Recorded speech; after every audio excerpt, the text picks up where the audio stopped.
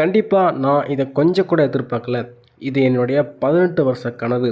எனக்கு ஒரு வழியாக இப்போது மிகப்பெரிய சந்தோஷத்தை கொடுத்துருக்கு. இந்த போட்டி வெற்றிக்கு இவர் தான் காரணம்.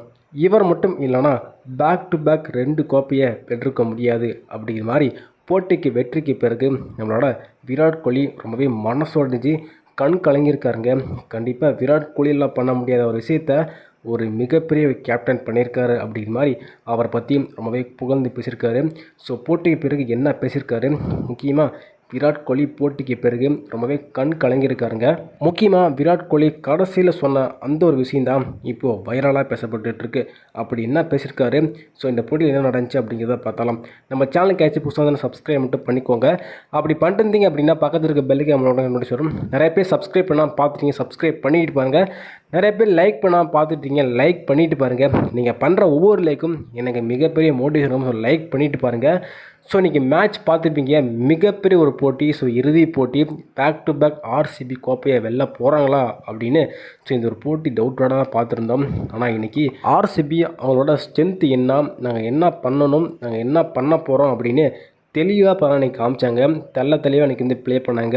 ஸோ ஒரு மிகப்பெரிய வெற்றியை பார்த்தீங்கன்னா பதிவு பண்ணி இப்போது வரலாற்றில், அதாவது back to back RCB cup அடித்தாங்க. ஒரு காலத்தில் ஆர்சிபிக்கு கோப்பையே கிடையாதுன்னு சொன்ன காலம்லாம் இருக்குது. ஆனால் இப்போது பேக் டு பேக் 2 கப் அடித்து இந்த வருஷமும் நாங்கள் தான் அப்படிங்கிற மாதிரி ஒரு ஸ்டேட்மெண்ட் அப்போ தான் கொடுத்துருக்காங்க. இந்த வெற்றி ஆர்சிபி இன்னைக்கு ஒரு சாதாரண வெற்றி கிடையாதுங்க, ஒரு மிகப்பெரிய வெற்றி. ஸோ எந்தெந்த டீம் பார்த்து ஆர்சிபி கலாச்சாங்களோ, ஆனால் இப்போது ஆர்சிபியில் 2 கோப்பை இருக்குது. அதுவும் மிகப்பெரிய லெவலில் பேக் டு பேக் பார்த்தீங்கன்னா வெற்றி கோப்பையோட ஆர்சிபி இருக்காங்க. ஸோ மீண்டும் சொல்லப்போனால் அடுத்த வருஷமும் ஆர்சிபி கப் அடிக்க அதிக வாய்ப்பு இருக்குது. ஏன்னா ஆல்மோஸ்ட் இதே ஸ்குவாட் தான் இருப்பாங்க. ஸோ ஸ்குவாடு செம்மையாக செட் ஆகிருக்கு. ஸோ இது குறித்து போட்டிக்கு பிறகு நம்மளோட விராட் கோலியே ரொம்பவே கண்ணீரோட பேசியிருக்காருங்க. என்னால் ஒரு பண்ண முடியாத விஷயத்த இப்போது ரச்சித் பட்டிதார் பண்ணியிருக்காரு. முக்கியமாக நான் ஆர்சிபி டீம்காக கிட்டத்தட்ட 10 வருஷத்துக்கு மேலே கேப்டன்சி பண்ணியிருக்கேன். என்னால் பண்ண முடியாத விஷயத்த இப்போது ஆர்சிபி இன்னைக்கு ஸோ பேக் டு பேக் வந்து கப்பு வாங்கி கொடுத்துருக்காரு ரச்சித் பட்டிதார். அவரை கண்டிப்பாக புகழ்ந்தே ஆகணும். ஏன்னா எப்படியோ இருந்த டீமை எப்படியோ வந்து கொண்டு போயிருந்தார். ஸோ டீம் ஸ்ட்ராட்டஜியை ஒட்டுமொத்தமாக மாற்றிருக்காரு. அது மட்டும் இல்லாமல் நாங்கள் எல்லாருமே ஒன்றா சேர்ந்து பர்ஃபார்மன்ஸ் கொடுத்துருக்கோம். இதனால் எங்களுக்கு கிடைச்ச பலன் பேக் டு பேக் டைட்டில் அப்படிங்கிற மாதிரி விராட் கோலி ஒரு சில விஷயம்லாம் அப்படியே வந்து செம்மையாக வந்து பேசியிருக்காருங்க. குறிப்பாக சொல்லப்போனால் இந்த போட்டியில் தொடக்கத்திலே ஆர்சிபி வெற்றி பெற்றான்னு சொல்லலாம். அப்படி என்னடா சொல்கிறேன் அப்படின்னு கேட்டிங்கன்னா, முதல்ல டாஸை வெற்றி பெற்ற ஆர்சிபி டாஸ்லேயே ஆர்சிபி வெற்றி பெற்றதுனால ஆல்மோஸ்ட் இந்த போட்டியில் பாதி வெற்றினே சொல்லலாம். ஏன்னா யார் டாஸை வெற்றி பெறாங்களோ அவங்க பாதி வெற்றியை இப்போ தான் அடைஞ்சிடுவாங்க. அதுக்கேற்ற போலேயே ஆர்சிபி டாஸை வெற்றி பெற்று பவுலிங் பண்ணிக்கிறோம் அப்படிங்கிற மாதிரி சொல்லியிருந்தாங்க. அதுக்கேற்ற போல் சுமன் கில் மற்றும் சாய் சுதர்சன் 2 பேரும் களம் இறங்கியிருந்தாங்க. 2 பேரும் முதல் 2 ஓவர் வரையும் அதிரடியாக விளையாண்டுருந்தாங்க. அதுக்கப்புறம் பார்த்தீங்கன்னா ஜாஸ் ஹேசல்வுட் மற்றும் புவனேஸ்வர் குமார் 2 பேர் சேர்ந்து 2 பேர்த்தையுமே தட்டி தூக்கினாங்க. அந்த அளவுக்கு அப்புறம் இன்றைக்கி ஆர்சிபி தரமாக பவுலிங் போட்டிருந்தாங்க. முதல் 2 ஓவர் மட்டும்தான் அதிரடியாக ஜிடி வந்து கம்பேக் கொடுத்து செம்மையாக ப்ளே பண்ணாங்க. ஆனால் அடுத்த எல்லா ஓவருமே ஆர்சிபி அன்றைக்கி தான் சாகமாக போயிருந்துச்சு.